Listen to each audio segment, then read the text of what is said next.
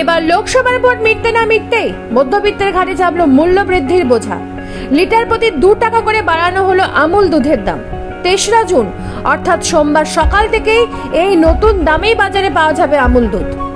Gujarat milk marketing ফেডারেশনের তরফ থেকে জানানো হয়েছে এই মূল্য বৃদ্ধির কথা। আমুল গোল্ড 500 ml এবার 32 টাকা থেকে বেড়ে 33 টাকা করা হয়েছে, অর্থাৎ 1 লিটার আমুল গোল্ড 54 টাকার পরিবর্তে 56 টাকা দিয়ে কিনতে হবে। আমুল তাজা 500 ml 26 টাকা থেকে বেড়ে 27 টাকা করা হয়েছে।